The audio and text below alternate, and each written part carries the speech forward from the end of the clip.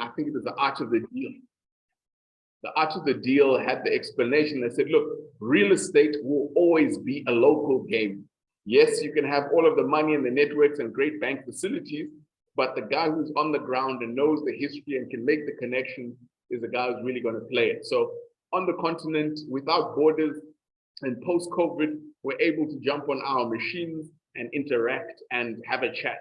So as informal as we are, as we did the last one last month, I think we got up to about 30 something panelists or 34 attendees at the peak of our conversation. And it was really just taking a helicopter view. I'm sitting here in Zimbabwe. I'm currently in our second city, Bulawayo. Kundayi, Munzara, I'm not exactly sure where he's physically sitting, but his heart and spirit is on the listed property space, both locally and internationally. Then we have our spiritual father, Mashilo Pitjeng, the name and voice behind Acre. We will be joined by two other South African compatriots, or one South African compatriot, Kgoshi, he's a property valuer, and then the First Lady of Real Estate in Botswana, Nelta, will be joining us. So thank you very much for the attendees. The numbers are climbing quite nicely there. The format for our discussion today, and we are quite relaxed in the regulation. Raise your hand, admin. You can post a question in the chat box. You can raise your hand. We can take a question, but it's a low pressure learning environment. The Thursday afternoon, I don't know if anybody's got a beer to hand. I'm very boring with a cup of Nescafe coffee, but we're having the discussion about the markets that we're in and a couple of themes. So just to kick off with, I'm going to say, sitting here in Zimbabwe, we have seen our inflation numbers spike at about 175% per year. Yes, 175%. That has been our inflation. And we've then had some interventions by the monetary authorities to limit the amount of Zimbabwe dollars that are in circulation. So that has seen our exchange rate slip from 8,000 Zimbabwe dollars to the US dollar to about 4,500 currently. So our exchange rate is strengthening, but it's still not really helping us. Our economic uncertainty creates indecision, and I'm working on at least 2 funds or REITs that wanted to come to the market to list. And the timing, we need stability for be able to price those assets and get value upon listing. We continue to see strength in the residential property space. Strength is really coming from some significant liquidity that has been provided by the government for senior civil servants.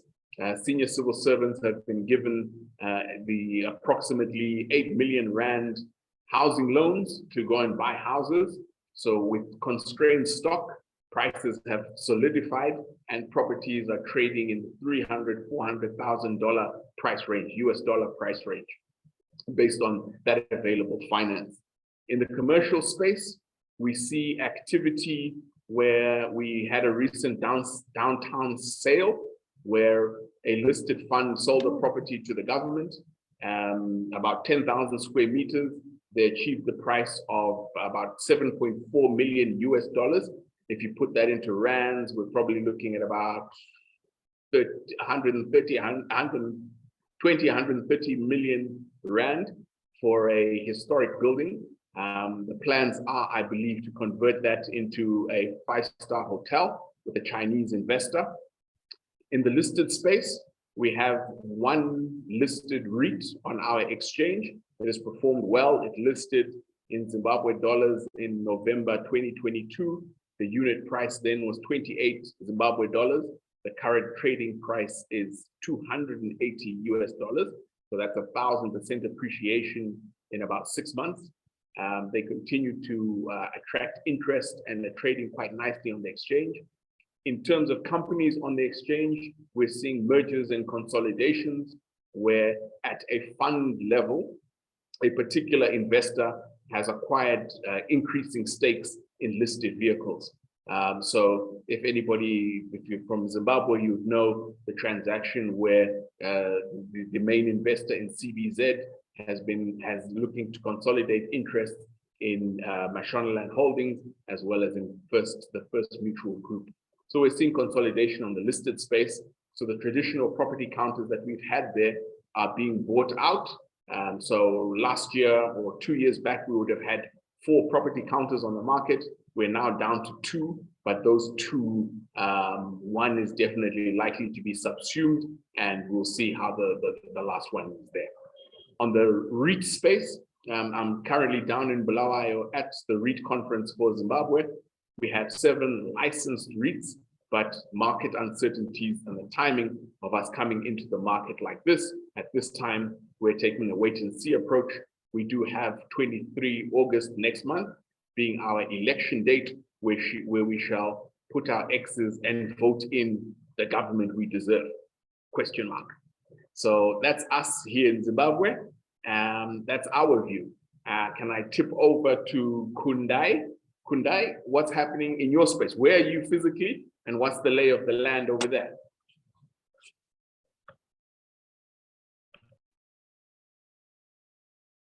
I'm going to unmute myself, but Kura, thanks. I'm in Johannesburg at this point. So our office is at Sesfikile Capital is in Maros Arch, but I've just come back quickly to work from home or do this call from home, quite close today anyway. So I'm fairly close. I think what I'll do, maybe to just give a few remarks, is to give everyone a bit of a sense of what's going on from a commercial real estate perspective, and a sense of our outlook. So I'll stick with South Africa for the time being, and then I'll expand into the global space. With that, Kura, if you will allow me, I will share my screen, and I just hope you can see this screen, which basically, I think it should be sharing now. It should be a presentation that says Pulse of the Market. If you can see it, please confirm, and then I'll start. Yes, you are rolling. Technology is stuck with us today. Okay, good. So guys, I think to introduce myself a little bit, my name is Kundayi Munzara. I am a portfolio manager and a co-founder of Sesfikile Capital. Sesfikile Capital is a business we started about 12.5 years ago. We're an asset manager, and the only key kind of point of departure is that we invest on behalf of clients only in the listed property space, both in local and global. Not sure where all the listeners or viewers are from, but I'll kind of use rands and dollars sometimes interchangeably. So our current assets under management is just around $900 million. And we invest on behalf, principally on behalf of South African pension funds, multi-managers, and independent financial advisors that are called IFAs, both in the listed property space in South Africa. For some of the names that would be familiar, the likes of TAC, they own the Waterfall Precinct, where Mall of Africa is, Growth Point, which would own the likes of the V&A Waterfront, and the likes of Redefine, which own a couple of buildings that you've probably driven past or seen in Johannesburg, which are fairly iconic, but then belong to them. In terms of kind of giving a bit of a state of the nation in terms of commercial real estate, I will touch on this first point. And Kura, if you could just confirm with me if the slides are moving quick enough. I just want to make sure. But is that all right? Do you see a slide that works we're fine? on the second slide with SA listed and global listed, and okay, your pace is fantastic. Thank you. Okay, good. So what I want to do to firstly touch on is to look at what returns have done. What the three kind of bars show. The first bar is we call it kind of dark gold bar, which is our kind of flagship Sesfikile color. And that shows the performance of our funds.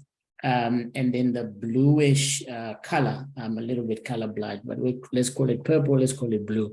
That color shows what the index has done in those markets. So basically what the general market has done in the listed property space.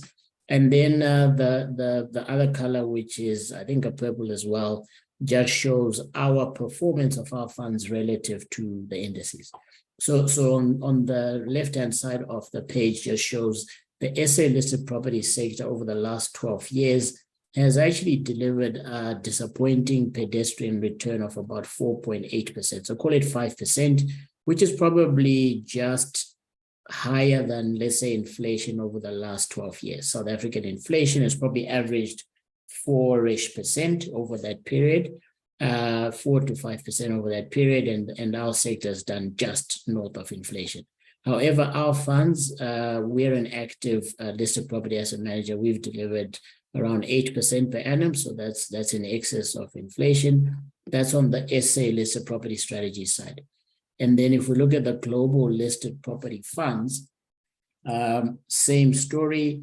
The sector this year is up about 11.5%. Now funds are up about 11.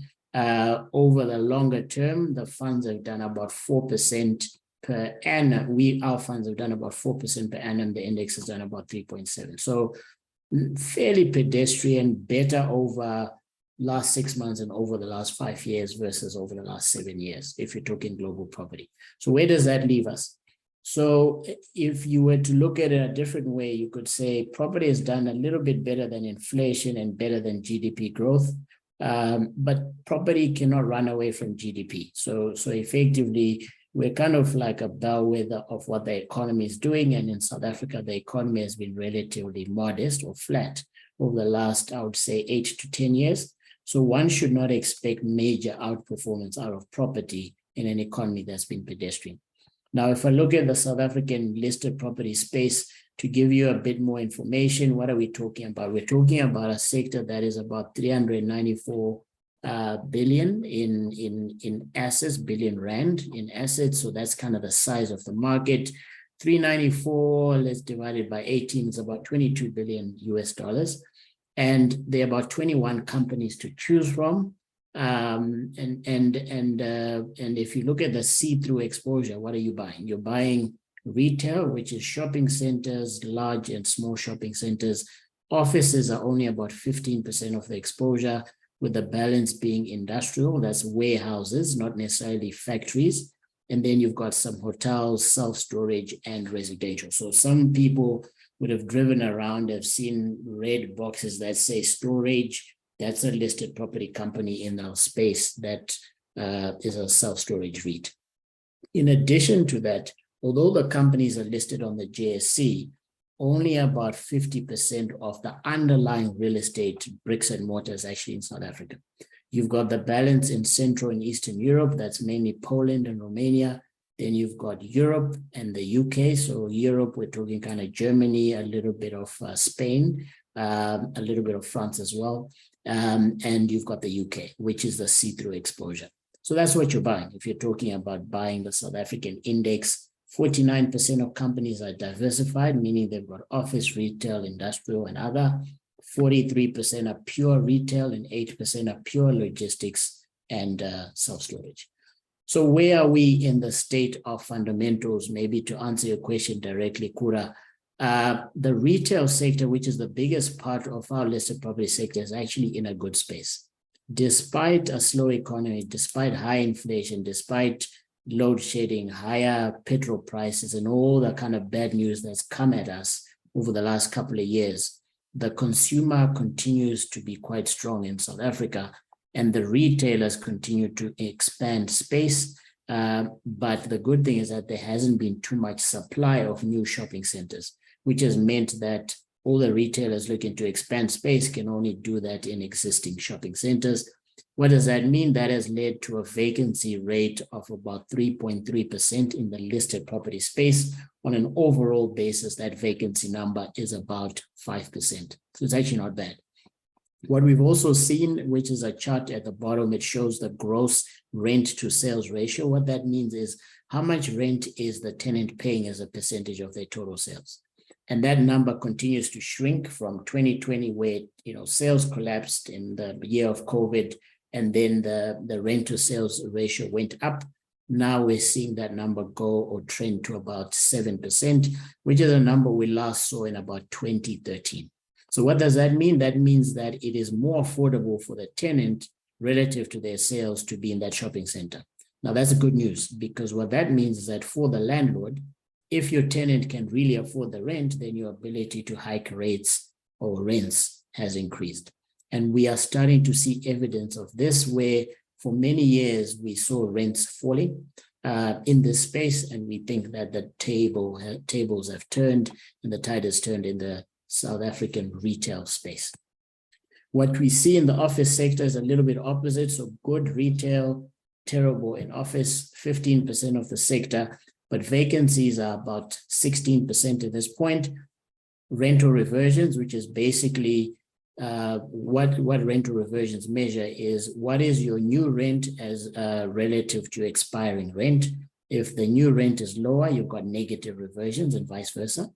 And what that means is that the rental reversions are still negative around 18 to 20%, which is concerning, which means that if you have an office building kind of anywhere in the city, Sandton in particular, Rosebank not so much, Cape Town as a CBD is actually doing well at vacancies of about 9%. But broadly speaking, if you have an office building, it's likely that when that lease expires, the new rent will be lower than the expiring rent, given that vacancies are high. Having said that, there are a few green shoots, and I try and be positive all the time. And the first thing is that the prime grade or P grade offices are starting to see vacancies compress to under 10%, currently 9.2 from about 12.8 about 2 years ago. In addition, there's not much new development. So, I always have this conversation with clients and say that sometimes when you see an office tower coming up and you see the crane, that is a result of a development that probably started 4 to 5 years ago. So we do not see any new supply coming going forward basis. And any of that new supply that's there has already been pre-let or it's already been spoken for. So the office sector is not in a good space, but we think that it's near the bottom. And I think over the next few years, it could actually trend up. Now, lastly, on the industrial space, is just to have a bit of a discussion around where we're talking about the logistics space. There are a couple of drivers for this space. One is growth of e-commerce, not a big deal in South Africa yet, but in the urban areas, if you look at Cape Town, Johannesburg, Durban, and the other cities, it is growing and it's probably in the double digits. It's hard to get strong data on this. Industrial property showed a total return of 13% last year, which is very strong. We're continuing to see vacancies of about 2 to 2.5% for modern logistics. So that's a good space to be. Where we have been concerned is that rents have not been growing. Only this year are we starting to see evidence of rental growth around 6 to 8% if you're talking about the logistics sector. So if you call it the good, bad, and the ugly, you could say retail is good. I don't think office, or I would say it's good, and ugly. You'll probably say retail is good, industrial is good, and we've got offices being ugly. Without speaking too much, I just want to touch on this, which is balance sheet. The loan to value ratio of the companies is 37%. 80% of that debt is fixed. Around 15 billion of disposals have happened over the last 4 years in the listed property sector at a discount of 4% to book value. So we've got our property sector at a 37% discount to NAV, which means that it is quite cheap relative to NAV, and it offers a yield, a dividend yield of about 11% across the whole sector, between 10.5 and 11. Putting those factors together, I will pause here without talking about the global space. We think that the sector shows good value at this point, and we think returns of about 13 to 14% per annum over the next 5 years are reasonable. That's at sector level. And with our active management strategy, we want to deliver a return in excess of that. Kura, I'll hand over to you before I talk about global. If you want me to carry on global, happy to. Thanks, Kundayi. So I like the laser focus on the South African market. Taking notes here, and the quote is good, good, ugly. So not good, bad, and ugly, but good, good, ugly. Anybody in the audience, any questions?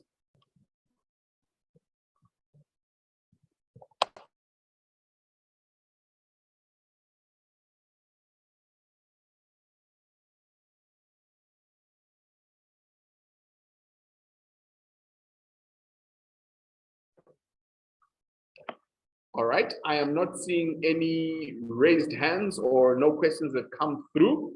Kundayi, thank you for that fantastic view of the dynamics on the ground in the SA market. Let's go global. Yes, ma'am. There's Thabo Mofokeng who raised his hand. Thank you.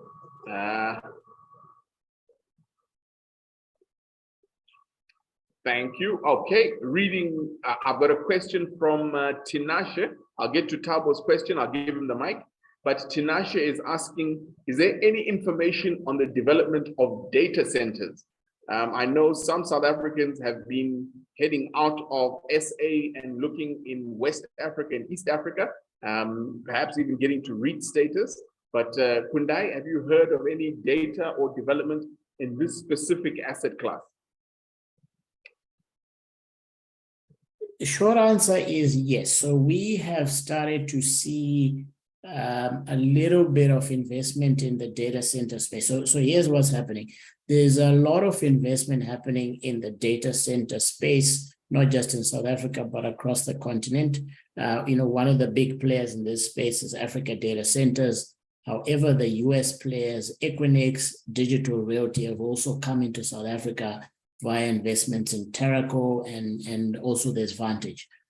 What's happening is that the data center companies themselves currently own the majority of the real estate. In addition to that, the likes of banks like FNB or Standard Bank, I think BCX, one of the telcos, or Telkom, also has a big data center portfolio.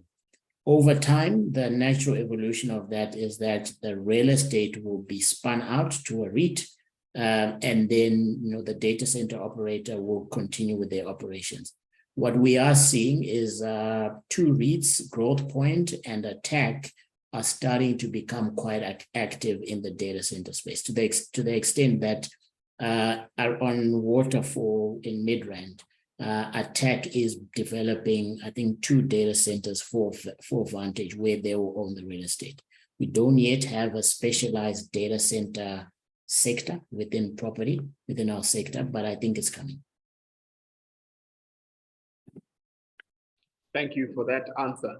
Admin, are we able to give Thabo Mofokeng the microphone? Unmute him for the question. Yes, he can talk.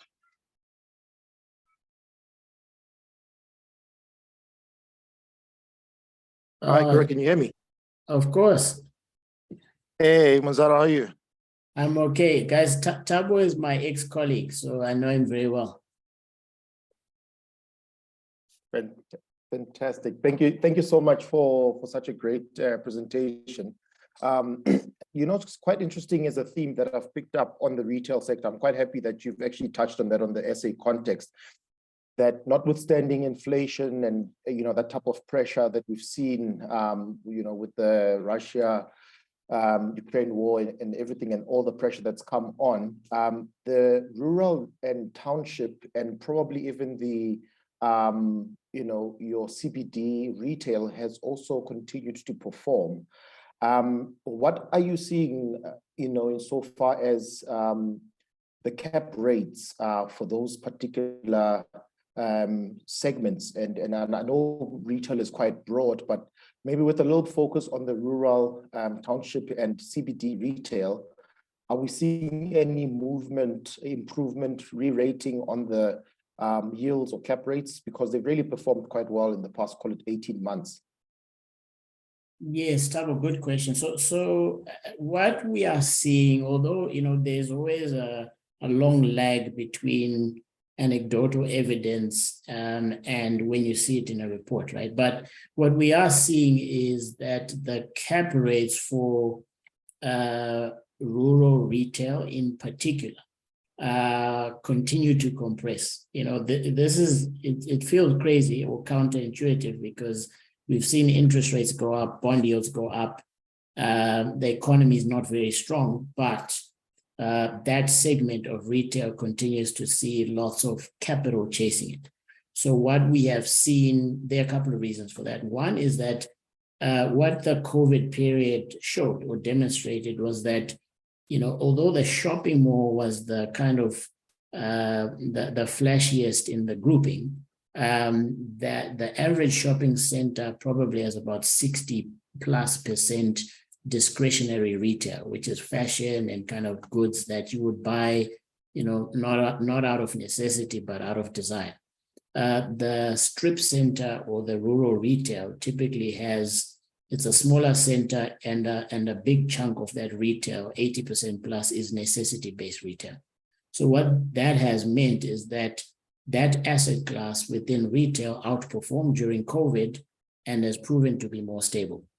In addition to that, there's been quite a lot of private equity money that's been raised of late in the billions with specific mandates to buy, build, redevelop rural retail.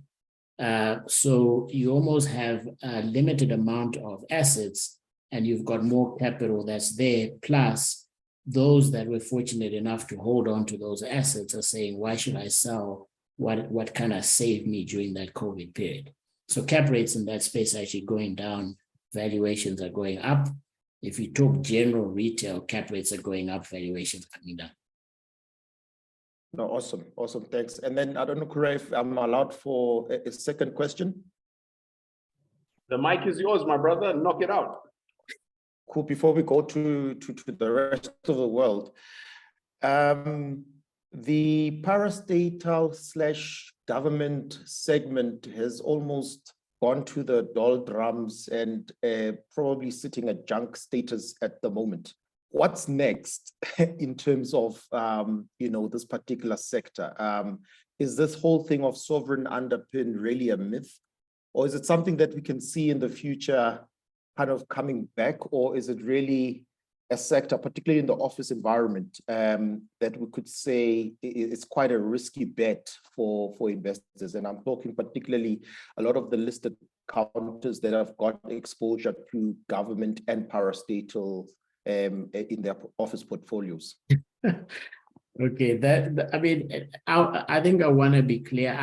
I would say that I disagree with that view. So I disagree specifically with the comment that government / parastatal has gone to the dogs in terms of, junk status. I do not think that's true. I think there are some specifics that happened in the companies that we're talking about, and we're really talking about Delta Property Fund and to some extent Rebosis, that make people say that government has fallen to junk status. I think it's not accurate to say that, and it's also not true, and also paints government in the wrong light. I think it's fair to say that government, if provided decent quality accommodation, will pay their leases. In addition to that, they will renew their leases and they'll honor their commitments. I think there's a lot of evidence that is outside of the two companies that you raised, that I raised, Thabo, that would confirm what I'm saying. So government doesn't always sign long-term leases. Sometimes they sign short, kind of 3-year leases, but they renew those leases as long as you, the landlord, are meeting your end of the bargain. That's the evidence that we've seen, and we've got lots of examples of this. However, in some cases, in the kind of companies that we're talking about, there were questions around the absolute rent being too high that the government was being charged. And when it came time to renew those leases, there was a real issue where the landlord did not spend the requisite capex to renew the lease. So those are some of the issues. Similar, and it doesn't have to be government. It could be me as your tenant, Thabo, and I say, I'll renew the lease if you give me new lifts. If you don't give me new lifts, I don't renew the lease. That doesn't make me a junk status tenant. But that's my sense of that one. I think Mashilo's got a question. Thanks. Not quite. I don't have a question. I just need to expand on what Kundayi was saying. And then I'm hoping we're not going to intellectualize something that's very simple. So, I mean, as asset managers, normally what we look at, we say there's market performance and there's a behavior underlying that performance, right? And the logic behind the two items is that market performance of any asset class or even an individual asset is driven by certain specific fundamentals, whether it's the asset valuation, the quality of your rentals, the quality of your tenants, that drives the performance, right? But that performance, the response to that performance is the decision that the practitioner make or the asset manager make, which is the behavior. So behavior is a response to performance, and the two always goes together. And to add to what Kundayi was saying is that what we are responding to, and we're calling it junk, it's actually we are responding to the behavior as opposed to the actual performance. That the behavior, which is driven mostly by the decision makers, it's of such a nature that it reflects bad things or bad activities within those asset classes. I mean, if you look at the quality of the tenant, it's poor in a sense that if you in that asset class, if you take it, the payment of rentals is very poor. You know, either it's late or it's doing whatever. That has nothing to do with the asset.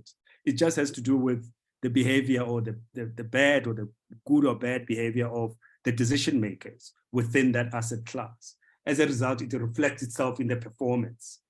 So, and I would think that to extend that point is that the focus is when you make decisions around whether it's delta or reverses and the type of assets that they invested in, which are driven by government leases, is to look at those government entities that don't behave well. That means you look at their market behavior.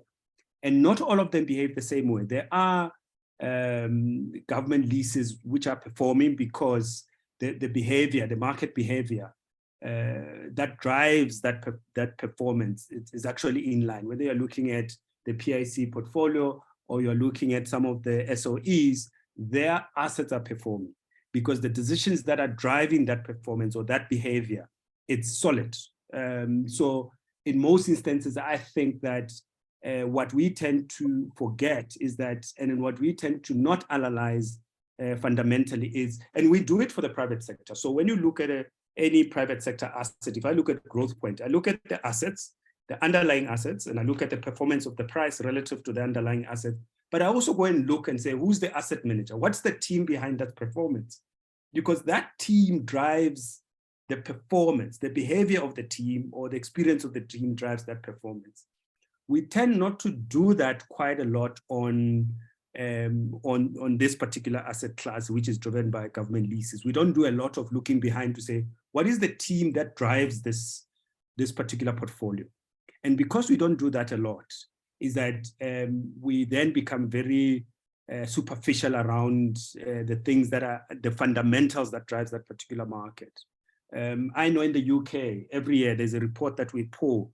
It's called the State of the Estate. And what happens with the UK government is they produce portfolio performance, the same way that the REITs have got their quarterly performance reports. They produce such a performance report for their state asset or the state portfolio across the board, across the SOEs, across the national government, across local government. They produce such a report, which is a mirror of what we do on the private side. I just thought I needed to add that, Mr. Conduct. Thank you. Thanks, Kundi. Your response? I think I've responded. No further response on this one. Danke. Let's get into the second stanza. Let's go global. Okay, let's go global. So the global story. Sorry, Kura, I think there's a Tabiso Sibisi who I'm not sure if he was, because he's got a talking permission. I'm not sure if he has a question or something like that. Sorry, Kundayi, before you go ahead. Yeah. Tabiso? Yeah. Not really, not at all, not at all. We can proceed. It's fine. We can proceed. Thank you. Thank you, man. Thanks, Kura.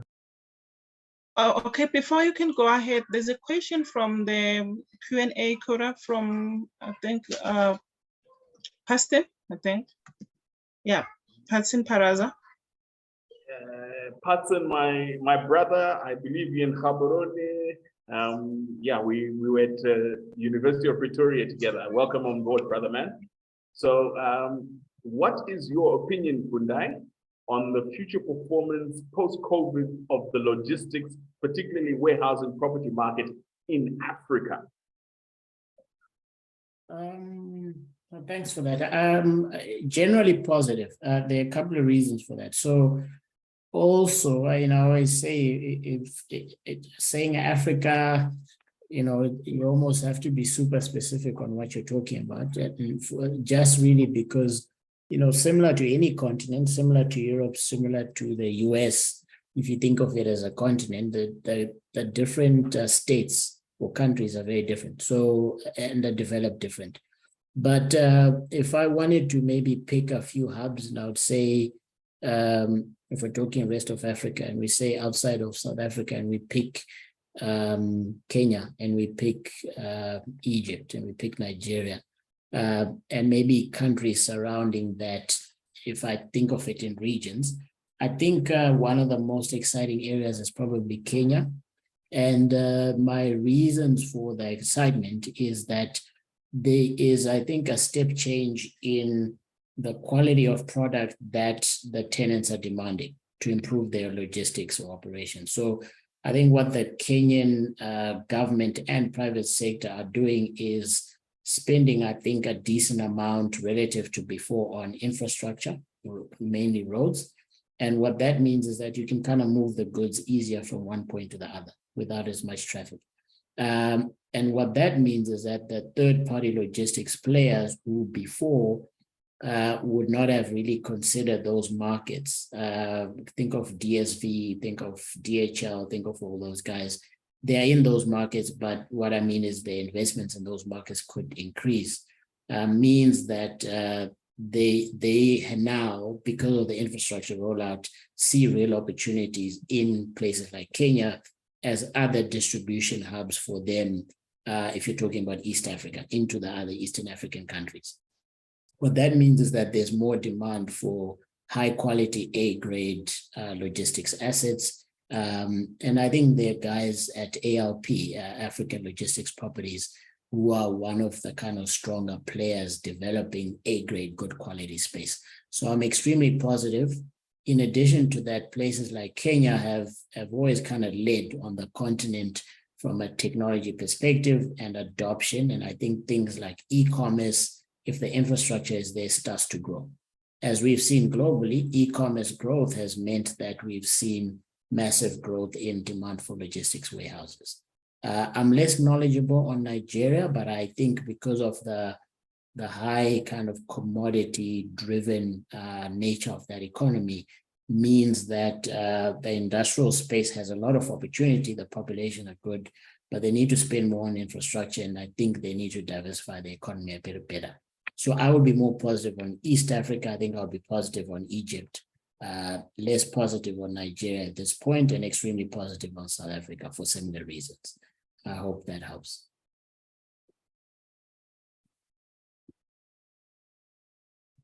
Thank you very much.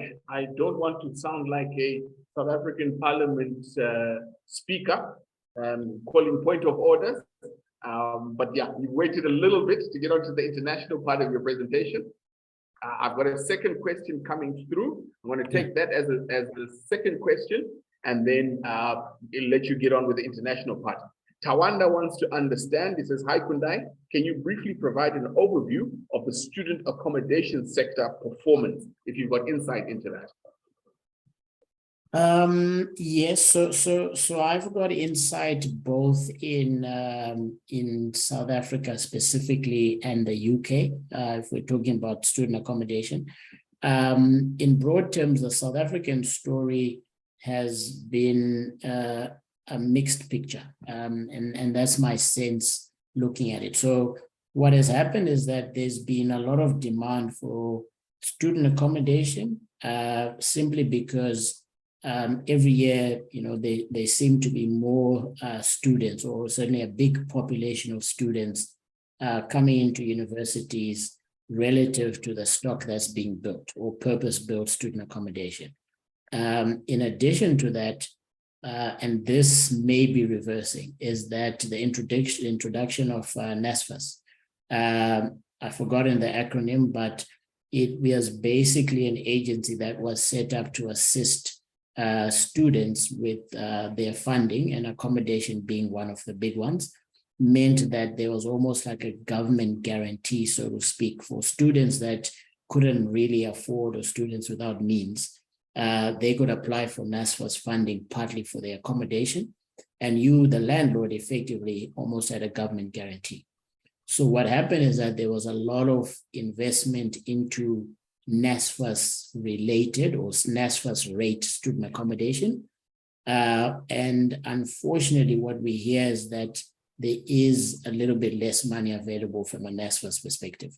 And what that means is that that government guarantee almost falls away, or the extent of it falls away, which effectively means that it's not as attractive a sector as it used to be.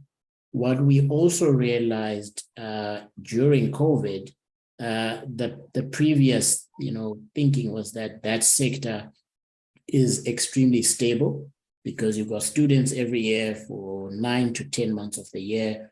And for the months of January and December, you could also fill it with, if you're in the right cities, you could fill that space with holiday makers. So if you're in Cape Town, you could have people staying in those units. If you're in Johannesburg, maybe people coming from Zimbabwe as well, or other places.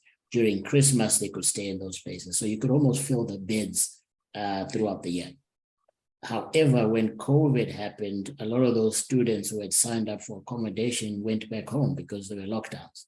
So what that meant is that some of these landlords had to pay back the funds that they had initially budgeted, or funds that they had received for that student accommodation.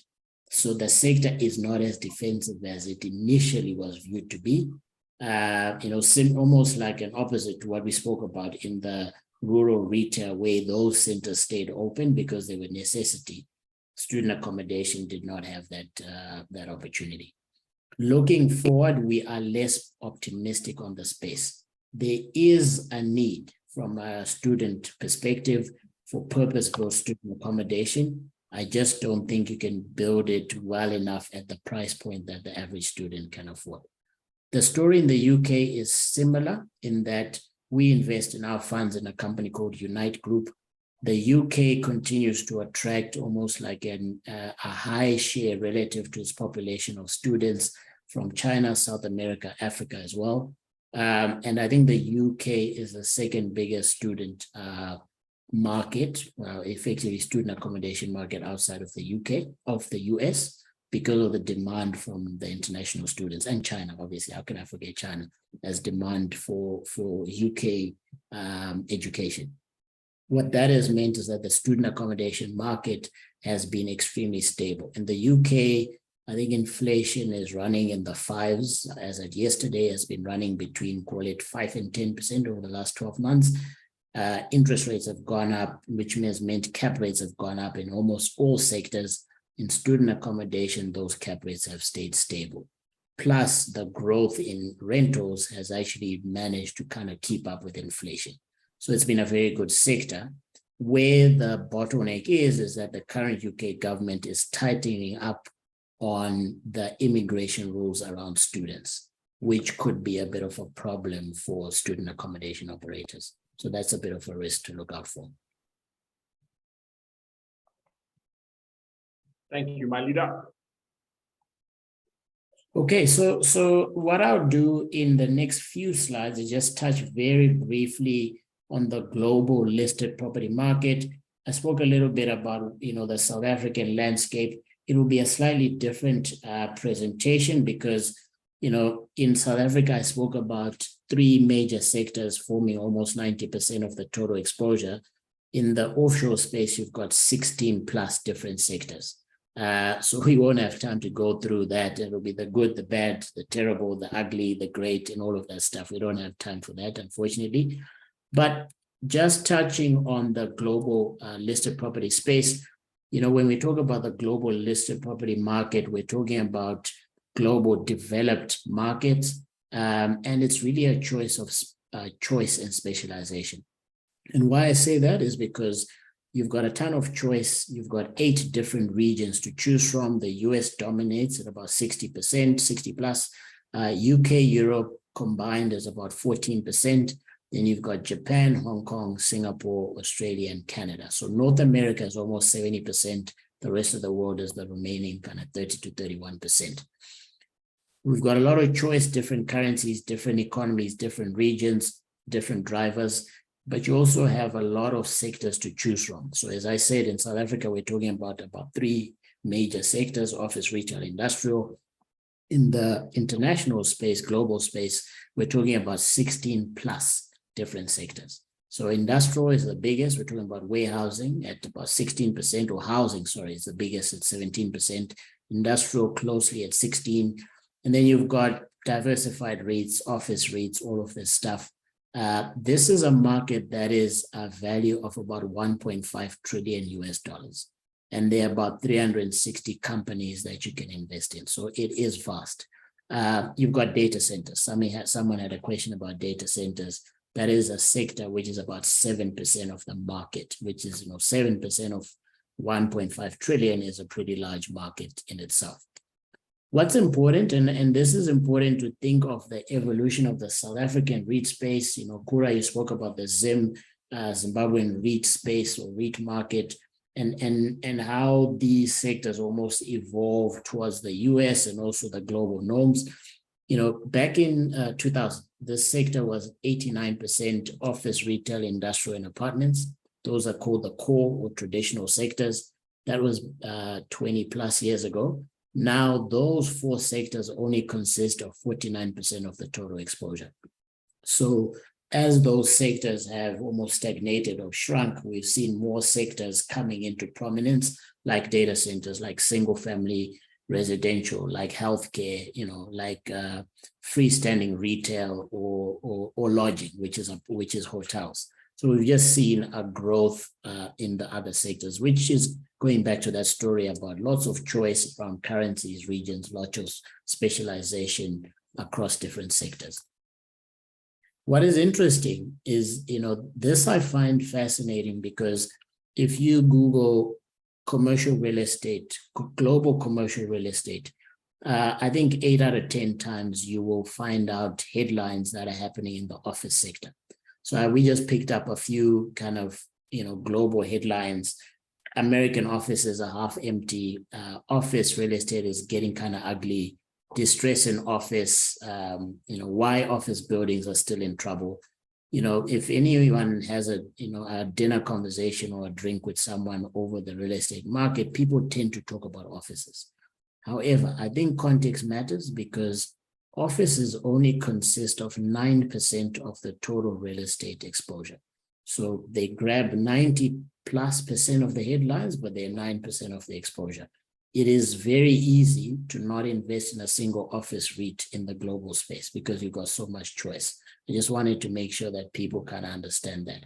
Also in the South African space, people spend 90% of the discussion talking about offices, but offices are 15% of the see-through exposure. So it's important that we just get the context right. Now, the other sectors that are there and are interesting is the industrial space, which is, the second biggest sector. And this is US focused. So if you think of what's been happening over the last, I could say 5 to 7 years, is that we've had a couple of key drivers for why warehouses have continued to outperform relative to other sectors. One is e-commerce growth. So in South Africa, I spoke about an e-commerce, penetration number that is low. The estimate is that number is about 4 to 4.8%, but double digits in urban areas. In the US, that number is about 16%. In the UK, that number is about 22%.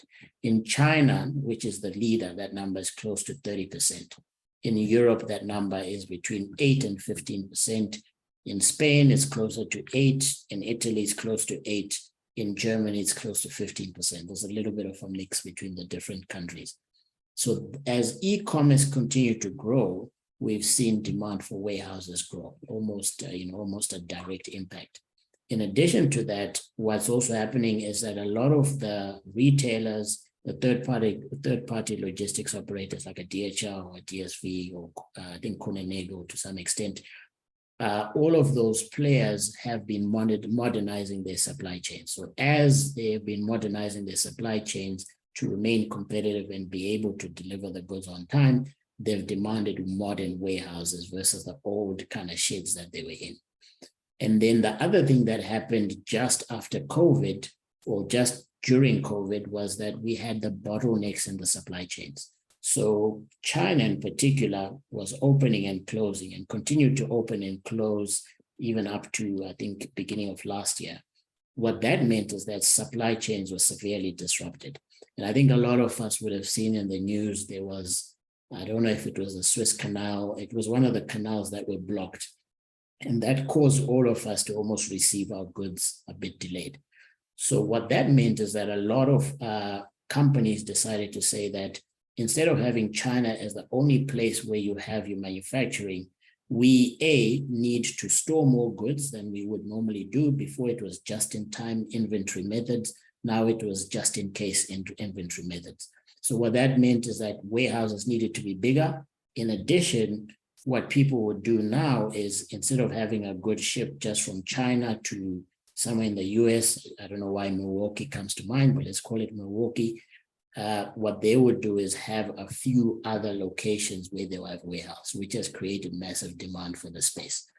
Now, where are we today? So that's been the main driver why rents have gone up, vacancies are low in the kind of low single digits.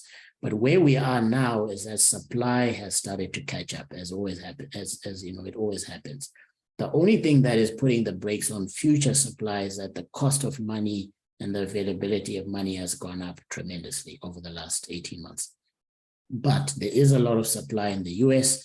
And what we're doing in our portfolios is that we're moving to a space or picking a subsector within industrial called last mile logistics. So if you think, for those in South Africa that shop on Takealot or those, elsewhere that shop on Amazon, kind of stop and think about how a good gets to you in a day or 2 days. It means that good has to be somewhere relatively close to you, to the urban location, to be able to physically get there. So that good cannot be, in a large warehouse somewhere in Durban to be able to get to you by tomorrow midday. That product needs to be somewhere in Joburg, probably within a 2 or 3 hour radius of an urban population. And that's what we call last mile logistics. So that subsector we think is massively undersupplied and will continue to be strong. And we've seen, particularly in the US, rents grow between 33 and 70% in that space, which is just massive. Now, another sector worth talking about is the self-storage sector. Before I kind of close off and give you an outlook, here, self-storage is an interesting space. And I spoke about the storage boxes that you see in and around Johannesburg and Cape Town.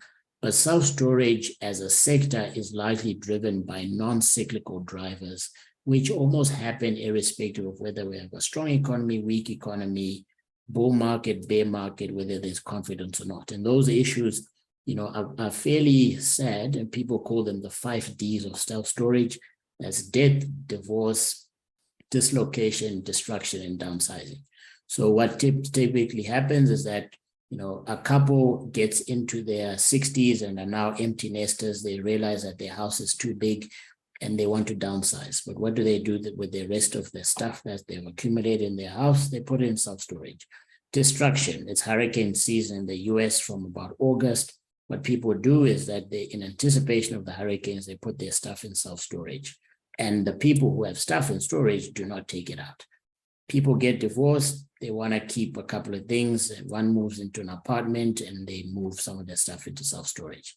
Dislocation, people are always moving homes, especially in a bull market. And what happens is that while they're renovating their house, their new house and all of their stuff, they put stuff into self-storage. And lastly, obviously, death and the impact sometimes mean that you have to store some stuff. And those are the drivers of self-storage, all fairly negative drivers. But what that means is that none of those are cyclical or matter whether interest rates are high, interest rates are low, people are going to store stuff. So where we've played in our fund is that we've put the self-storage exposure in the fund, but has mainly shifted that towards Canada, Europe, and the UK. And the reason for that is the available self-storage space per capita is much lower than in the US. The US is 9.4 square feet per capita, Canada 2.5, UK, Europe under 1. And that's how we see that sector, severely undersupplied. Now, just to close off, I just wanted to touch on a few kind of fundamental aspects. As I said, I spoke about 2 sectors out of 16 plus. I couldn't get into every one of them, but the global REIT space, global property commercial property market is actually not in bad shape, meaning vacancies are around 5.3%, which is low. Net operating income growth last quarter was around 6%. We think it'll be about 5% this year. That's leading to earnings growth of about 5% in the global property space, as depicted by the chart. What is also important are balance sheets. So in South Africa, the loan to value ratio, that's basically debt over assets, is about 38%. In the global REIT space, that number is about 33% LTV.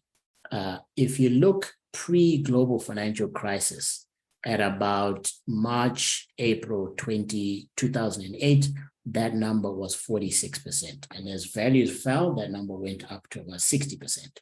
We think values could fall over the next 12 months in the global property space because interest rates have gone up, but we think that the starting point is much safer, where we expect that LTV at global property level will be between 33 and 38%. Now, where are we worried? We can't be happy about everything. We are worried about Europe, because in Europe, there are 2 things that happen. One is that the companies over-leverage themselves in general. And the second aspect is that in Europe, we also had almost the lowest interest rates. There's a company called Unibail-Rodamco Westfield. They own Westfield shopping centers in UK, the 2 Westfield shopping centers in London and also across the world, and a bunch of other shopping centers in the world that you would know, flagship assets. They did a bond that we call the 007 bond. They raised money at 0% per annum for 7 years.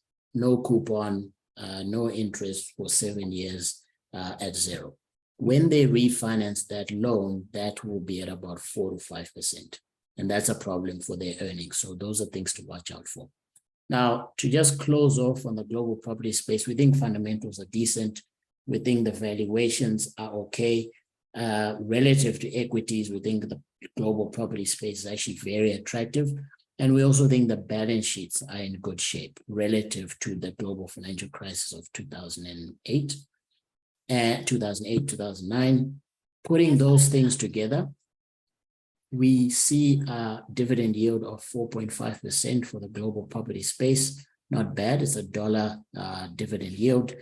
Dividend growth will be about 6 to 7% by our estimate. I say 6 to 7, although I have 6 on the slide, because the payout ratio, the dividend payout ratio for the companies is 70%, meaning that even if their earnings are 100 Rand, they're paying out 70 Rand in dividends. Those companies can hike up their dividend payout ratios so they can grow their dividends faster than they can grow their earnings. And we are seeing evidence of this. Putting those things together, we expect total returns of about 15% in US dollars per annum out of the global property space, well, 12 to 15% per annum over the next 3 to 5 years. Putting those things together, we think local South Africa is good value, but we do see a little bit more value in the global property space, especially if you take into account that these are dollar returns. I'll hand over to you, Kura, for more questions. Thanks so much there, Kundayi. I didn't have to put my laptop through security. I didn't have to give my passport anywhere, but I've got a good view of what's going on in real estate around the world. And that's the great part of technology, that we can have experts like you come to a platform like this and meet with hungry individuals wanting to connect and understand what's going on in our space. I think it's always great that we lift our heads from our localized markets. We're dealing with this tenant in a particular market to seeing the big picture where the big capital is flowing. So thank you for an excellent presentation. I've got a question here from Tondera Njoera, and he's saying, what is affecting the German property markets? And following up on Tawanda's question on student accommodation, what lessons can be drawn from the South African markets in general? So helicopter view on, I think we've handled the second part of the question, but what's the helicopter view in the German property market space? Okay, thanks, Kura. I'll ask you to ask the second question again, not now, but after I answer this one. So German property at this point, interesting. And I think what we want to do is almost be quite careful on which sectors. So the exposure that one normally gets in the German property space is actually in the residential space, so apartments. And what we are seeing there is that vacancies are low, as they generally have been. Rentals are growing around 3 to 4% per annum, which is fairly consistent with history, let's say the last 7 to 10 years. However, the cap rates that the companies are, or the portfolios are very low at about 3%, in some cases 2.9%. So what that means is that most German property companies will face significant valuation write-downs over the next 18 months. That's our estimate, that's our view, because the cap rates are too low, given that we're now in a high inflation rate environment. Demand is there, supply is low. In Germany, residential, they've got a term called the Mietspiegel, and the Mietspiegel is basically caps on rentals. So what the authorities do is that they will calculate an average rental for an area, and then they will put a ceiling on those rents. So you can't hike the rents beyond that point. And that creates a problem for developers who want to create new space, because typically that rental is way lower than market rentals. So supply has always been a problem in Germany. Moving to other sectors, offices, we believe offices are oversupplied in Germany, so we think that is negative. However, the German economy is faring better, as I think many of us would expect, than many kind of European or even global economies. So it won't collapse, as some people have predicted. Plus, they've managed to sort out their energy crisis issues. So they've been quite organized on the energy front, and they've been quite diplomatic in how they've done it. So I think the economy will be fine, and the offices are oversupplied, but it's not gonna crash. If we talk about retail in Germany has always been kind of flat, meaning the returns have been benign. The German consumer has typically not been known to be an accumulator of stuff. So pretty much they spend most of their cash on holidays and kind of experiences, as opposed to buying things. So retail has always been fairly difficult in Germany. I hope that helps. Thank you very, very much. The second part of the question was more talking to a general view on the South African market, but I think you comprehensively answered that. I don't know if there was anything specific that the question I had asked beyond that, but I think you comprehensively answered it. Nothing more to add. I think SA, the headlines are worse than the fundamentals, I think, is the story. Retail is doing much better than expected. Thabo Mofokeng specifically talked about rural retail, which is doing good. Office is not in a great space, but it's 15% of the exposure. And warehouses are doing well. So like I said, good and ugly. So 60%, 66% decent. The headlines are a lot worse than what the actual companies are doing.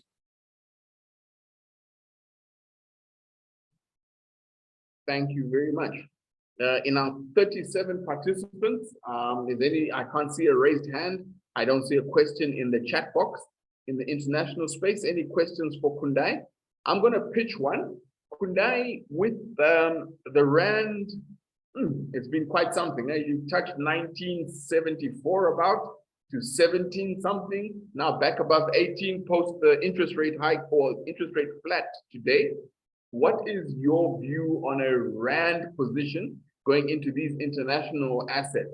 Do we do some Rand cost averaging, just putting aside money a little bit as we go along? Or if you are a Zimbabwean sitting in dollars and looking to preserve value, do we go in one shot? What's your currency strategy to get into international play for us? Oh man, it's almost like you're asking me how to design rockets. I do not play in the game of forecasting the currency because I think whenever I've tried to do it, I've been wrong every single time. So I think it's more to think about it long term. For anyone's kind of personal planning, I think you want to have, we all live in emerging markets, so I think you want to have a slug of your liquid assets or assets in hard currency. Not everything, but you want to have a portion of it. And you also want to have a portion in your local currency and have a good mix between liquid assets and illiquid assets. I think calling it in kind of one day to the next, now it's under 18, do we buy? It could very well go to 16 and you don't feel so great, or it could go to 19. I'm picking the currency would be completely out of, way beyond my pay grade. Thank you very much. I thought in your bottom drawer you had some derivatives that you could balance it out for us, but I understand it was a tough question. No. Right. Question from Tapiwa Gomwe. He wants to know, how does the travel post-COVID influence lodging percentages? As hotels and lodges are now receiving traffic, we're now reconnecting with family. What are the global trends? Interesting. So I'll mix it between South Africa, Europe, US. South Africa, what I have seen is that there's a massive recovery post-COVID, but a couple of things have happened. There are some hotels in the South African space that closed and simply haven't really opened to the public. And as a result of that, if a market had 20 hotels, now it has 15. If you have a small recovery in tourists and business travel, you're going to see those occupancies grow. So in South Africa, I think the occupancies are between 60 and 70%. So I think we're talking about 66% in general. And then that market where things are a bit difficult is on rate. So if you look at hotels, they've got a measurement which is called RevPAR, so revenue per average room rate. So your RevPAR takes into account not just your rate. If you're paying, let's say, 1,000 Rand a room or 1,000 Rand a night, it also takes the occupancy. So you want a combination of growth in rate and growth in occupancy. Occupancy has come back, rate has not. So it's a bit of a difficult market still. In the European and US markets, because Europe has seen a big boom, I was actually reading this yesterday, in tourism, those hotels, certainly around the kind of peak season, are pretty full, 80% plus occupancies, and they've been able to push rate. So their RevPARs are much higher because they've pushed the rates in line with inflation, and they've pushed the occupancies. In the US, it's a bit of a mixed bag because leisure travel grew and recovered quickly. So all these people got checks in their bank accounts to spend, spent it on leisure during the COVID period. Business travel has not come back as well, but we're seeing a massive recovery in both rates and occupancies in the US market. So on a going forward basis, Europe recovered very quickly.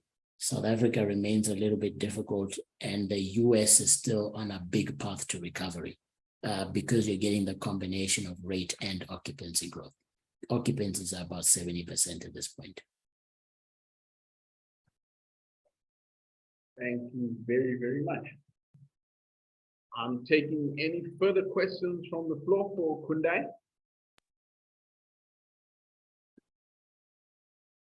Kura, I'm gonna throw something at Kundayi.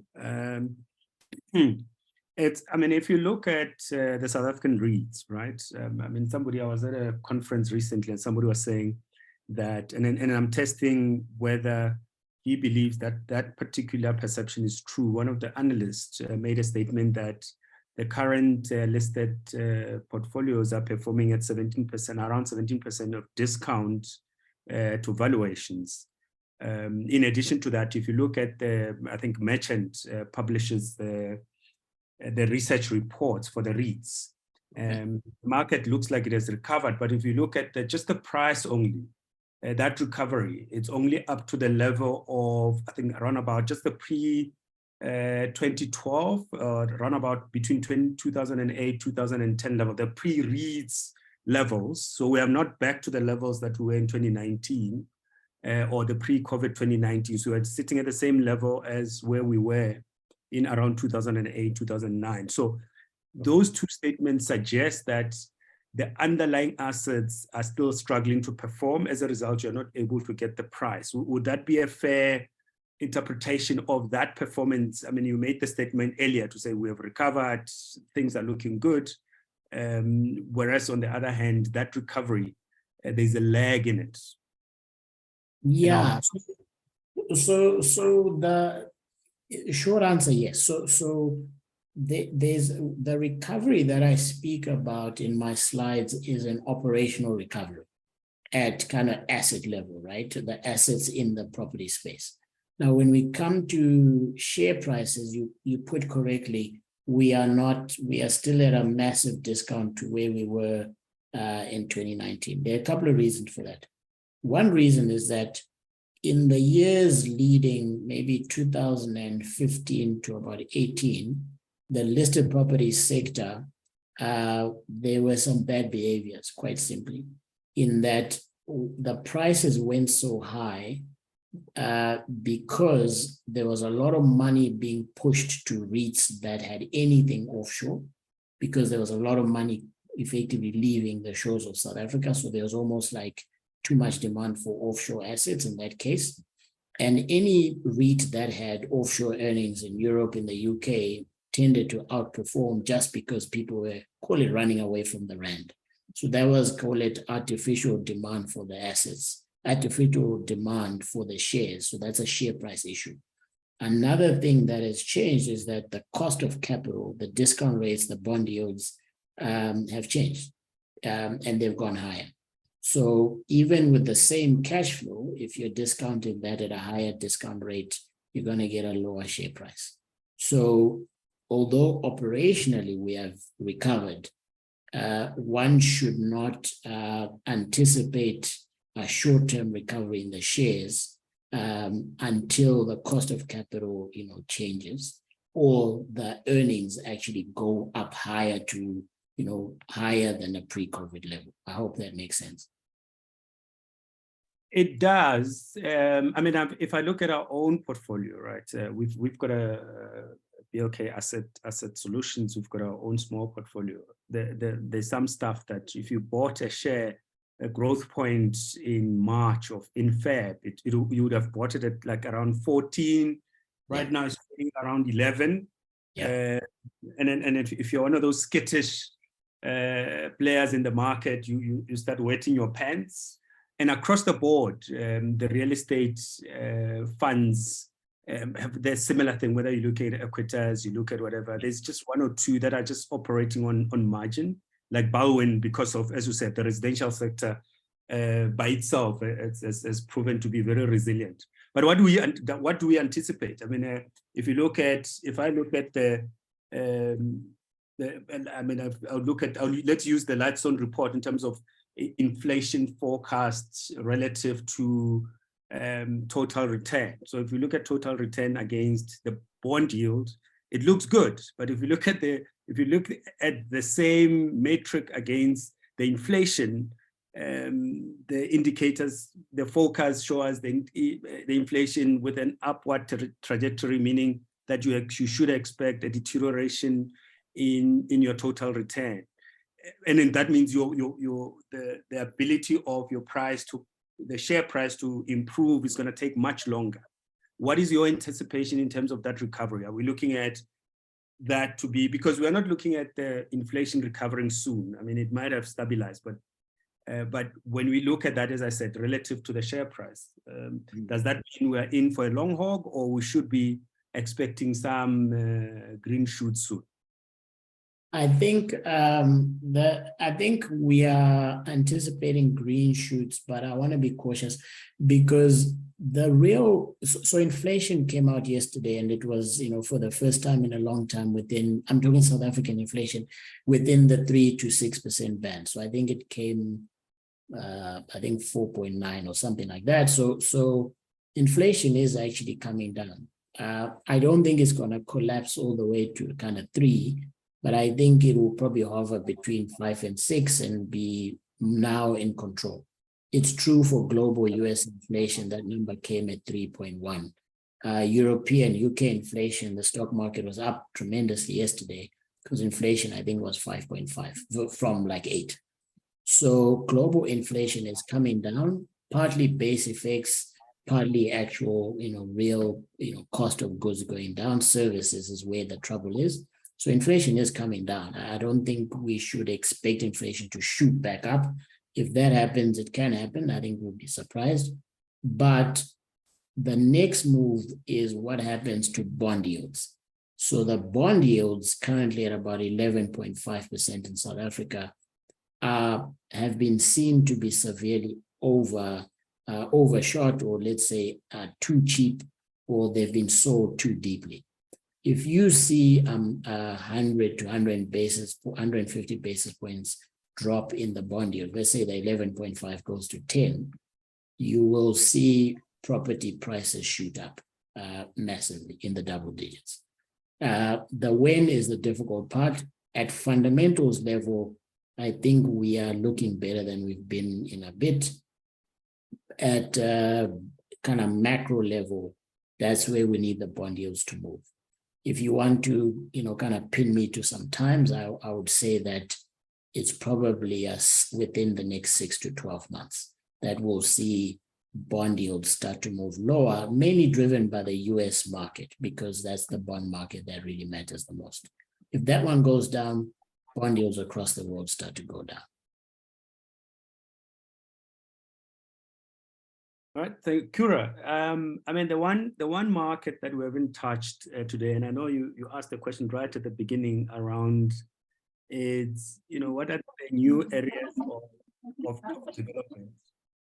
And so I just hear there's a sound in the background. Just pause a bit to see what's happening. Okay, sorry. So one area that you haven't touched on, and then I know in the beginning you did allude to it, and then Kundayi did touch a little bit on it, and it will be interesting to look at the private equity market. I know one of my colleagues mentioned recently, KG, Kundayi, she was saying in some other session that this is one of the most interesting market and equally the most neglected in terms of interest. And then if you look at the players in the market currently, it's the fastest growing, but we are still neglecting it. Yeah.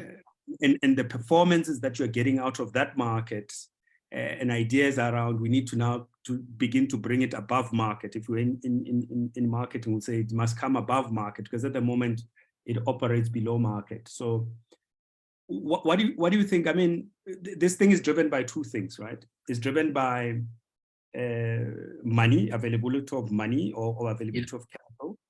And at the same time, it's also driven by new asset classes that we have not started to think about. I mean, if you look at where money is going, particularly around residential, the kind of assets that are being, where money is being pumped into, are not the kind of mainstream assets that in a South African context we think about, or in an African context we think about. And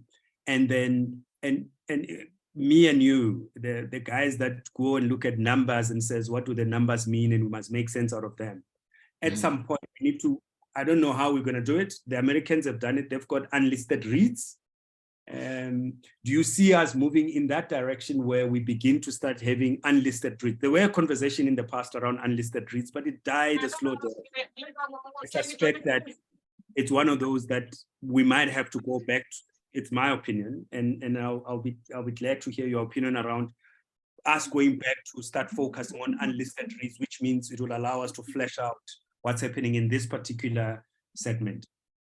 Absolutely. So in the South African context, there are two important things that are happening that will be drivers for the growth of the private equity / unlisted property industry. One is that the changes in the Regulation 28 of the Pension Fund Act allowed for more private equity and more private equity and unlisted vehicles to be invested in by the South African pension fund space.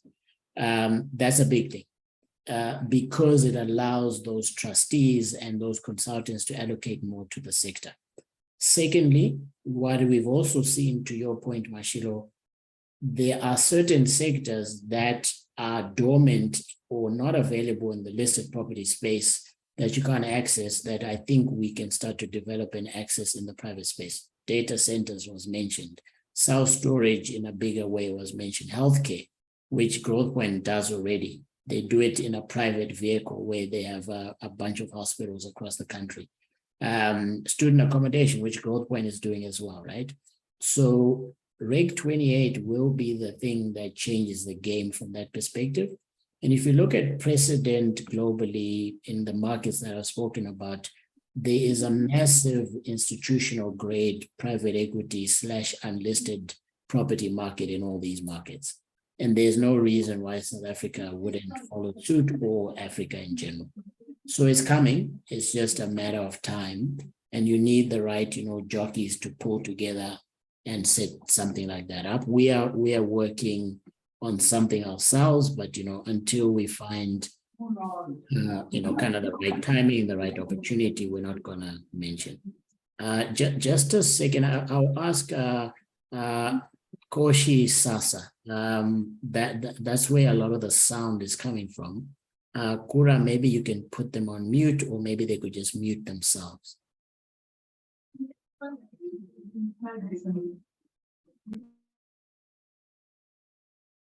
Great, thank you. All right, okay. I see a question from Mandla. Mashilo, I don't know if that helps.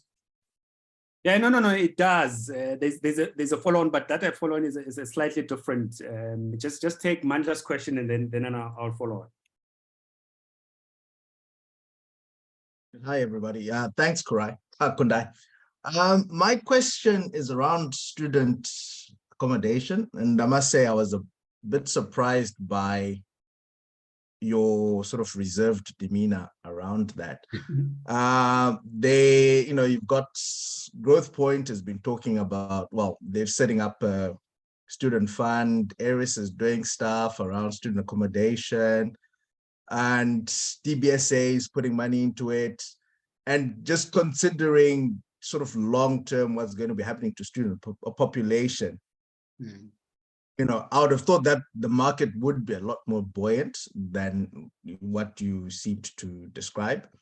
But maybe it talks to there being a two-tier market, right? This NEFSIS type market and maybe a more premium type market. Would you have a sense of how those two markets then are performing, relative to each other, and perhaps, in terms of where the money is going? So I'd imagine the private sector money is sort of going more to the premium end, and how that side is performing.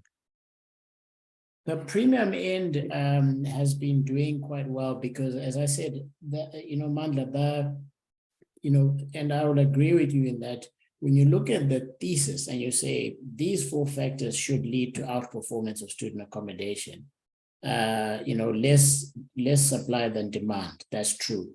Not enough purpose-built student accommodation, that's true. But the sector, the numbers just haven't matched the thesis. I would have liked if they did, but they didn't.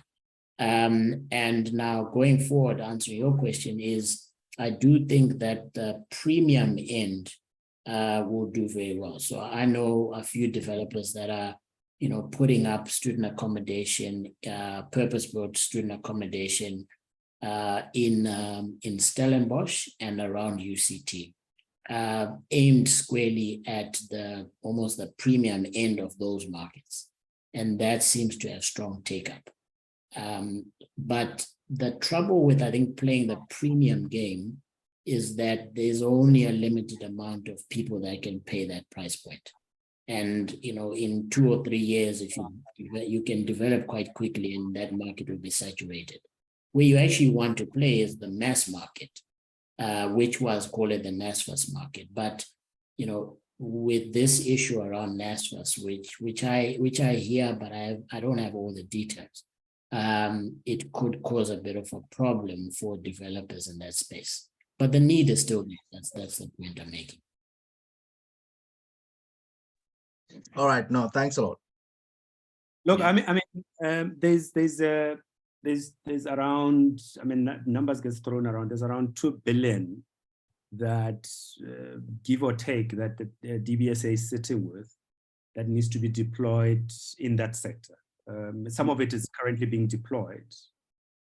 The trick with student accommodation is the same as these specialized sectors or segments of real estate, that you cannot just jump in.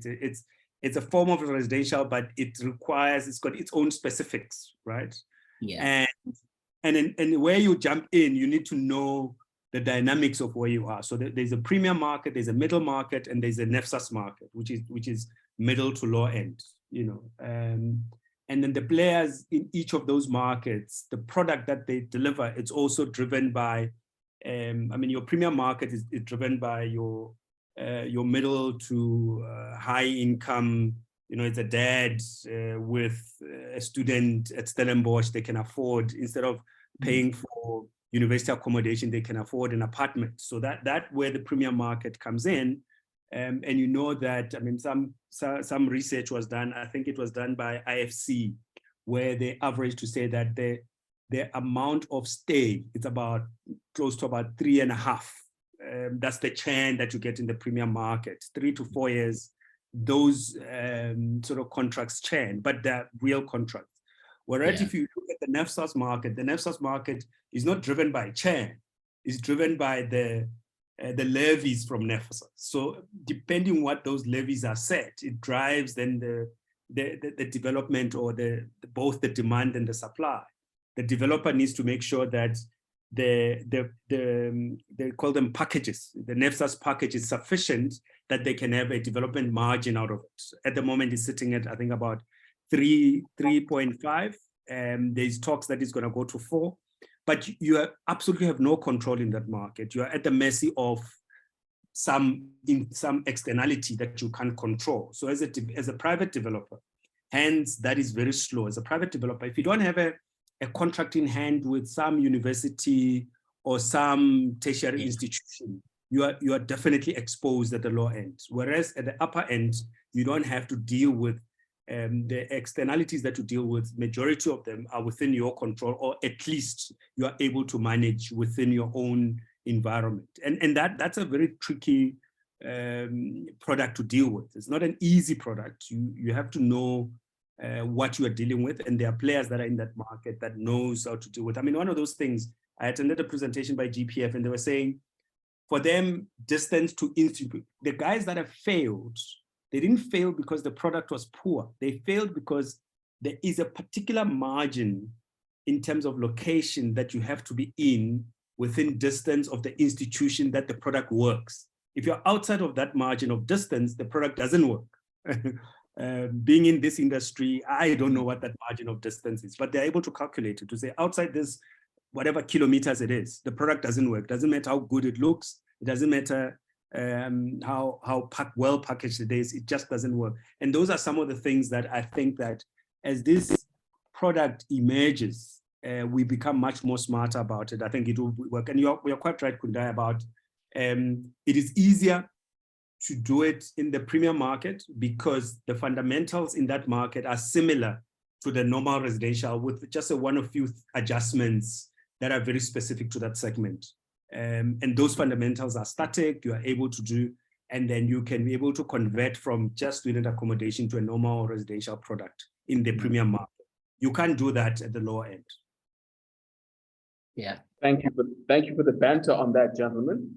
Mashilo, you and I were at BITS together, and you know that the product works with 7 minutes. When the accounting lecture on Monday morning starts at 8 o'clock, and you've woken up after a weekend, a heavy weekend, the product doesn't work if you're not going to make it to class in 7 minutes. You know that that's the rate, my boss. Yeah, it is. But what has happened? I mean, I won't mention the product. I mean, there's a particular product that's bantered about in the market to say, like, if you are, and for those that don't know South Africa, I'll try and paint a landscape. If you are in Soweto and you attend your classes in UJ and in also, so you've got a part of your classes in UJ, some of your classes in Westbury, that area of town. It would mean that your accommodation must be somewhere in between. And then there must be some form of transport that ferries you between those two destinations.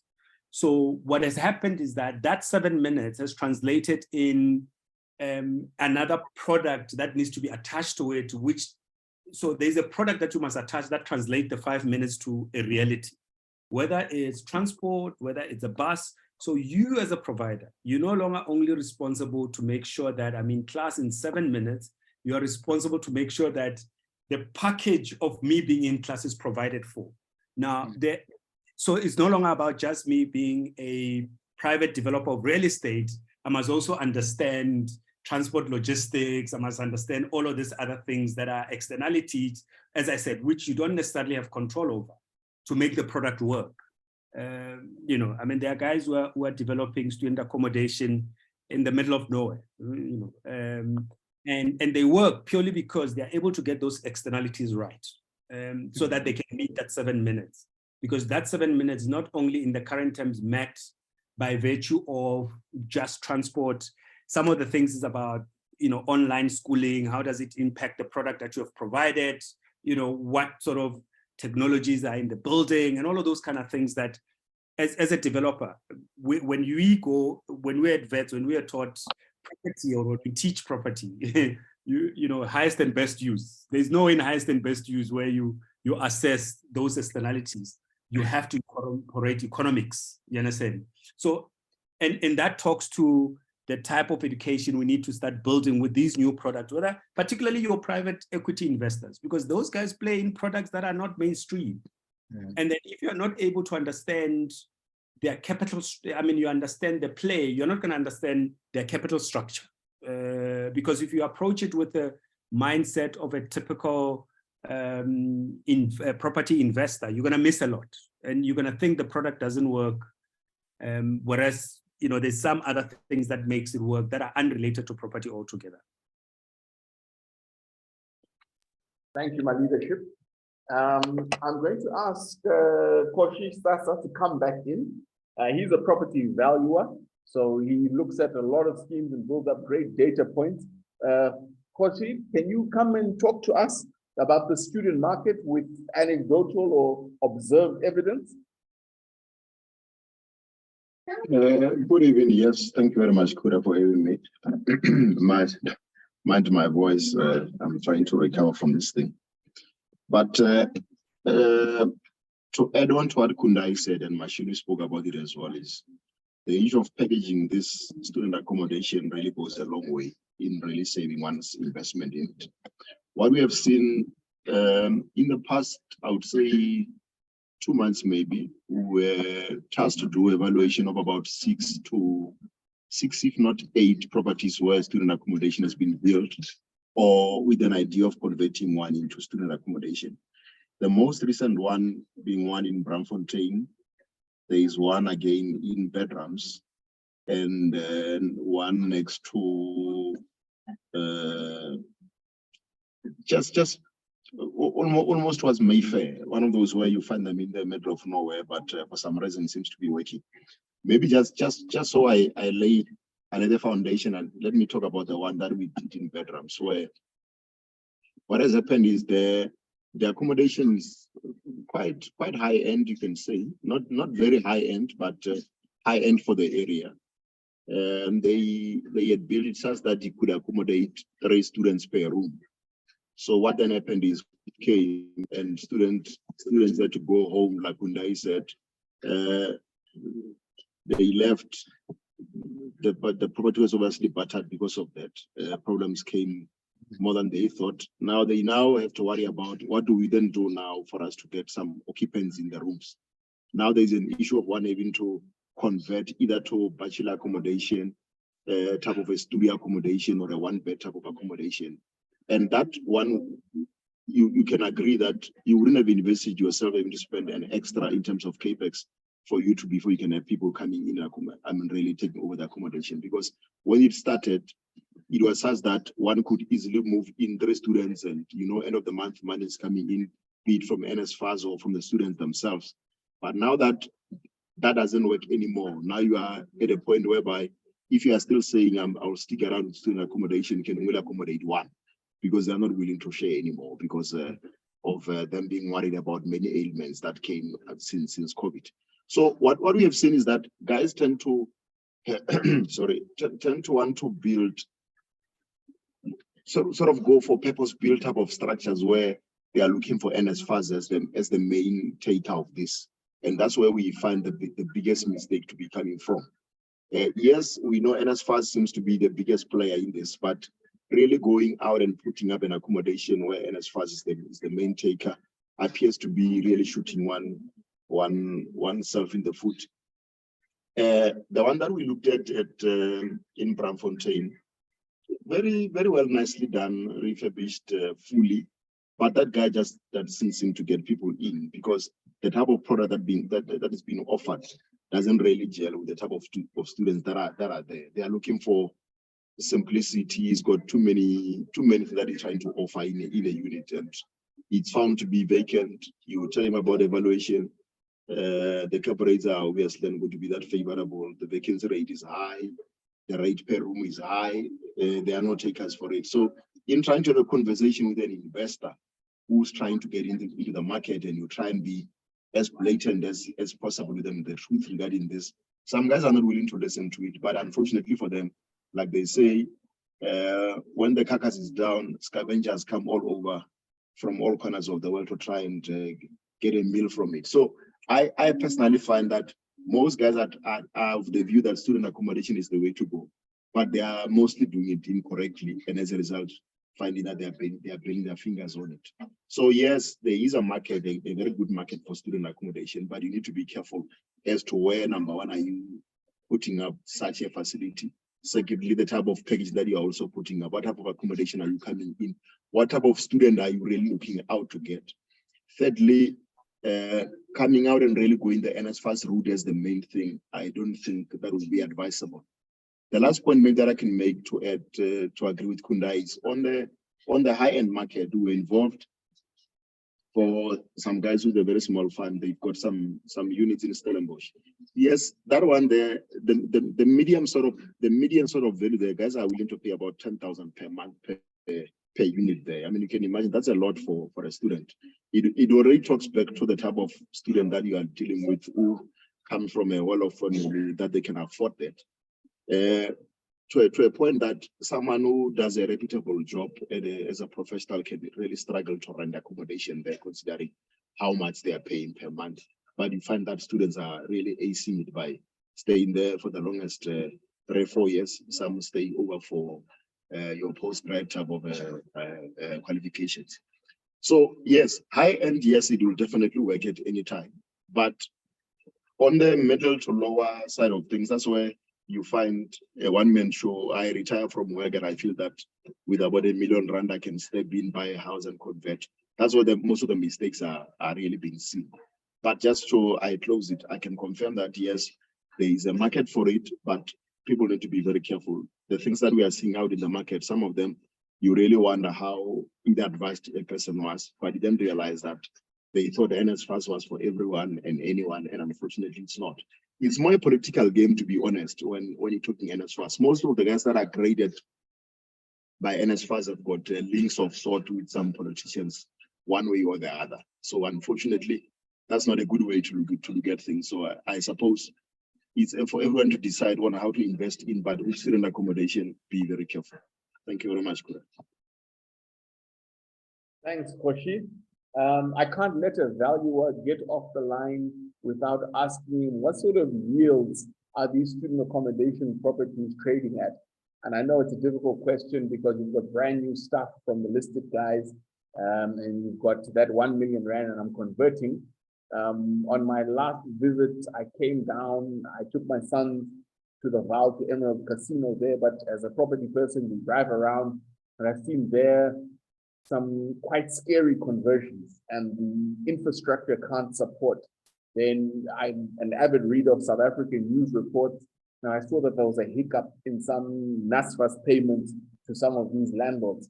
So I can understand easy in, then I was trying to understand the business model where you pay a certification fee to the facilitator at the university, and then to accredit you, there's another little fee. So it's a space that, like anything, you need to know well before you get in. And when you're in there, get your eyes wide open. But can you give us a number or a range of numbers on what sort of yields these things are kicking up? We were tasked 4-6 weeks ago to assist one of the banks in Johannesburg Central, mostly around Halong 6th Street. The type of cap rates that we found to be suitable for those that the bank was willing to take on, at the very lowest, it was 9.5, and then the highest about 11, but mostly they were around 10.5. The reasons are, you've got this building that used to be, let's say, offices that you are now trying to convert into student accommodation. The question is, are you saying that a 8 or 10 floor type of a building that is now being converted from be it offices into rise, specifically for students, will be filled up with students? Because if you do think that yes, you can fill up with students, it would mean that closest campus available around the likes of UJ, the former African University, the UJ campus, then also the normality, what they used to call in what is the one in Joranfontein? I forget the name. Used to be a technical before, but it's UJ now. So the distance between the accommodation and the universities that are around, it's a bit far. So either you're gonna come up with a package where you are offering accommodation that goes along with sort of transport, like they are doing in Pretoria, where guys go to Medunsa, but they stay in town because there are buses every hour or every 45 minutes, something along those lines. And now you can see now that you are adding more factors away from the whole thing, which are out of your control to a point, because transportation is a different industry on its own. Now you are trying to package accommodation that comes along with another leg, which is going to be transportation. So as a result of that, you find that you are now facing more demons than the main one, which is trying to fill up accommodation. So, but to answer you directly, yes, 9.5 was the lowest that the bank was willing to look at the most about 10.5, but I've heard of case where 11% was applied as a cap rate for these things. Yes, it appears to be a bit high, but considering the risk that comes up with this thing, knowledge as well, I always argue and say, with student accommodation, we are first getting to a point where you're going to look at it like we are looking at when you are doing evaluation of a hotel, where you are looking at the jockey, because it's not a straightforward one where you've got a block of flats where adults are staying in and renting and really moving. Because with student accommodation, there are many factors for you to consider. One guy fails this year, doesn't want to repeat next year, moves to another institution. By that time, you're hoping that NSFAS will have kept them for you for about 4 years or so. So there are too many things that are really popping up where these things are concerned. I really am of the view that before one jumps in, you really have to worry about who the jockey is. Like you said, Kura, yourself, that there are too many variables that you have to understand before you can really say, this one is for me to go. But 9.5 to 11, I mean to 10.5% applies currently around Johannesburg. Thank you very much. No, thank you very, very much for that. You know, the data points, and as valuers, you guys crunch the numbers. So it's always good to keep a valuer in your back pocket and a speed dial to say what are the ranges on what's going on. So I don't know if there are any closing remarks from Mashilo, that we've been local with Kundayi. We've got the good and the bad. We've gone international. The number that sticks in my head is the available rental space. Okay, I've got some questions coming in. The available self-storage space in Europe as opposed to onto continental America. I know and seem to be appreciating and understanding that model. I've seen storage REIT in South Africa kick out rare earnings growth in this kind of environment that we're currently in. So it's been encouraging to see that. But Mashilo, any closing remarks? And then Kundayi, some closing remarks? And then we can shut this down at 7 o'clock. And any questions from the floor? Yeah, so the only, in my closing remarks, I'll talk about the two elephants in the room, especially in the South African context, is the cost pressures brought about by energy. Sorry, Mashilo. Okay. Before we can close, there's a question. I think there's one question from our Q&A. I think we can start by answering that, and then we can follow with the closing remarks. Thanks for that, Madam Administrator. Ziv has asked the question. Hello there. Is there any information on East Africa and Kenya, in particularly in the areas mentioned today, REIT, student accommodation, and self-store?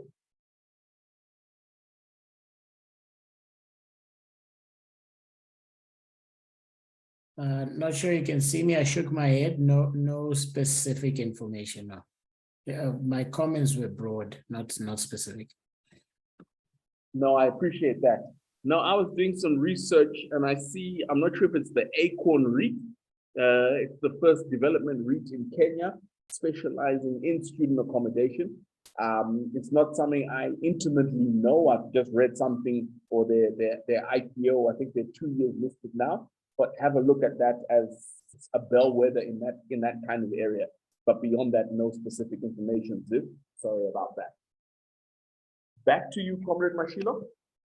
Yeah, I was saying, thanks, Kura, for that. I was saying that the two elephants in the room, municipal rates and electricity costs, those are the stuff that I think would put pressure on those valuations. That means your NOI, which Kgoshi relies on to arrive at a value, it will be under pressure because those numbers, especially on those two, have been rising quite rapidly. And I mean, in South Africa, is the result period, either the interims or the guys are releasing their full results. It's the results season, and you can tell from one presentation after the other, look at that energy costs, whether it's diesel cost or whatever CapEx that they must put up for solar. It's going to be driving valuation, I think, in the next year or two, and that pressure will be there. Secondly is that the private equity, and this Kundayi spoke about, is that there's lots of deals that are happening. There's lots of disposals that the majors are doing, and those are being swallowed as quickly as they come onto the market by the private guys. It's very interesting to watch that space. What do they do with those assets that the majors are getting rid of? And that will be an interesting time to come. There was an announcement today. Our interest rate have been kept flat. There's no increase or anything else. So hopefully that's the beginning of the down cycle. We'll see. The next 2 months will tell. Thank you very much.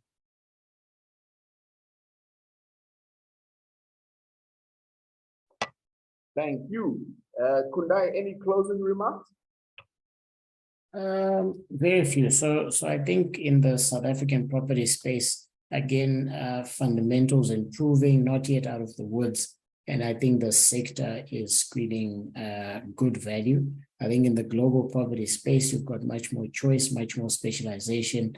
In certain sectors you can completely avoid, and there's a lot of value there. So I think, when one is thinking about when to get into listed property, You don't want to wait till the central banks have rung the bell to say we're cutting rates or that we're done hiking rates. You don't want anyone to kind of ring the bell and say that inflation is no longer a problem. You want to do it in anticipation of that. So I think over the next couple of months, probably over the next 6 months, maybe 6 to 12 months, if you want to be very patient, it's a good time to get exposure to the sector. Thank you so much for such a comprehensive review. If you are in the property game, people, you can do yourself a favor by following Sesfikile on Twitter and on LinkedIn and on the website. They put out the performance of the markets in their fund, but also a global view, a publication called Nimble Wisdom. I rely on it heavily to keep myself abreast of what's going on in the market space. So on behalf of the team at ACRE, thank you very much for joining in and spending these past 2 hours with us. Can't believe it moved this fast yet again. So as real estate professionals, it's always important to have people who you can connect with across borders, to share ideas and enlighten one another. So I hope that you found today interesting. This is the second in a series. At this time next month again, around about the 20th, but we do put it out on all the socials that we have this dialogue. I've got a hand put up here from a realtor here in Zimbabwe. She's very keen to share and put some energy into the space. So thank you so much for your attention. Kundayi, as always, top-notch presentation from you. From all of you who asked questions and got us to apply our minds, thank you for tuning in. From me calling from Bulawayo, Kura Chihota, thank you so much and have a pleasant evening all.